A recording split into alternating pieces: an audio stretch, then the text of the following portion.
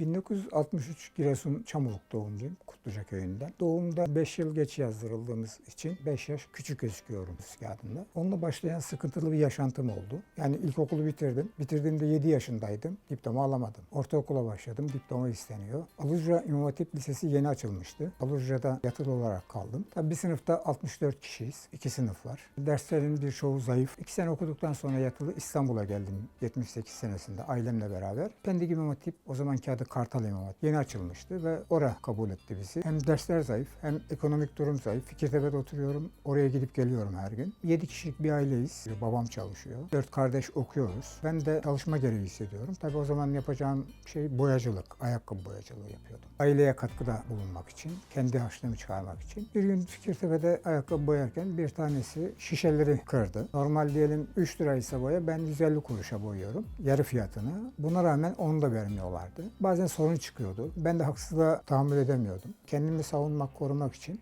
Uzak Doğu sporlarından birine girmeye karar verdim. Tabi o zaman Kung Fu vardı. Kung Fu ile başladım. Daha sonra Tekvando'ya geçtim. 1 yıl çalıştıktan sonra. Tekvando'da bir taraftan yumurtaya gidiyorum, bir taraftan Tekvando'ya gidiyorum. Ama Tekvando'ya gizli gidiyordum. Çünkü babam razı olmazdı. O zamanki düşünceyle bir yerini kırarlar, sakatlarlar. Sen yani bu tip şeye gitme diye engeller çıkarırlardı. Ben de bunu bildiğim için gizli gidiyordum. Aradan 1 yıl geçtikten sonra bir gün babam Hürriyet gazetesiyle geldi eve. Gazetede şunu oku bakayım falan dedi. Ben de okudum. İşte Türkiye'de siyah kuşak alanlar içerisinde benim ismim geçiyor. Tabii Şükrü Kınataş diye geçince. İlk defa babam spora gittiğimi gazeteden öğrendi ve benim adımı da gazetede görünce hoşuna gitti. Bu sefer aleni olarak artık ailede bilinen oldu. Tabii açıklanınca ben de müsabakalara da girmeye başladım. Ailem destek verdi. Müsabakalara geldi gitti, izlediler. Tabii gençlik dönemimizde bir de İmam Hatip'in verdiği farklı bir ruhla kendimize özgü prensiplerimiz vardı. O prensiplerde mesela ben kendime göre bir hata yaparsam, taviz verirsem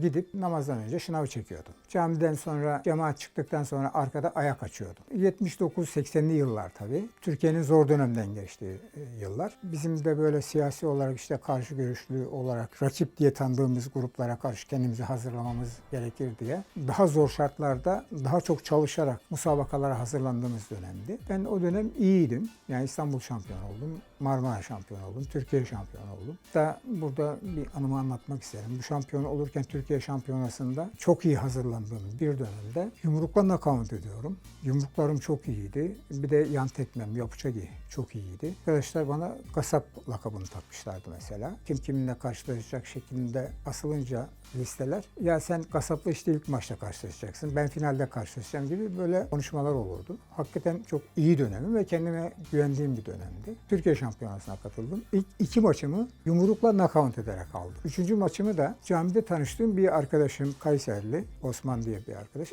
O da İmam Hatip'ti. Benim antrenörüm de Kayserili, onun antrenörü de Kayserili, Aziz Ukşal. Zaten tanışıyorlar. Hani hocalar da tanışıyor. İlk 2 round öndeyim. İstediğim anda nakavt edebilecek durumdayım. Antrenörüm bana dedi ki çok vurmana gerek yok, maç senin zaten dedi. Orada ben de antrenörümü dinledim. Karşı tarafta Aziz Ukşal çocuğa bir tokat vurdu Osman'a. Niye saldırmıyorsun dedi. Ben onu da görüyorum. Osman gel dedi. Geldi. Hem acıdım antrenörün vurmasına. Ben blok yapıyorum. Nasılsa öndeyim diye. Fazla teknik yapmadım. Maçı alacağım diye beklerken pat diye Osman'ın eli kalktı.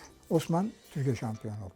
Ben ağlayarak geri döndüm. Çok önemli bir tecrübeydi bana. Antrenörümle aylarca konuşmadım. Yani bana niye engelledi, niye vurduysa ben zaten alacağım maçı. Diğerinin antrenörü vur diyor, bizimki vurma diyor. Yani böyle bir sistem olabilir mi? Aynı hatayı Belçika'da yaptım. Burada da bu hata başıma gelmesin diye çok hazırlıklı gittim. Gencim, başım sürekli Walkman dinliyorum. Walkman'de işte Ceddin Deden, Neslin Baban, Mehter maçları, Sivas Topol bilmem ne. Yani otobüste de dinledim. 2 gün yol boyunca orada da dinledim, otelde de dinledim. Hiç Walkman'ı çıkarmıyorum kulağımdan çünkü maça çıkmam lazım. Tabii öyle bir dolmuşum ki müsabakada, bir de heyecanım, ilk müsabakam. Karşıma çıkan çocuk kırmızı kuşak, yani çok başarılı birisi de değil. Vurdum, çocuk uçuyor. Ben tabii onu müsabaka yapar gibi değil de düşman bulmuş dövercesine, öldürürcesine çocuğa saldırıyorum. Orta hakem kısa boylu bir bayan, gözüm bile görmüyor. Hakem ayırmış falan. Çocuğa vurdum. O dışarı çıktı ringden. Ben ringin dışında da peşine devam ediyorum dövmeye. Sonra geldi. Hakem ceza verdi ve beni diskalifiye etti. Maçtan uzaklaştırdı. Ama duymuyorum hakemi.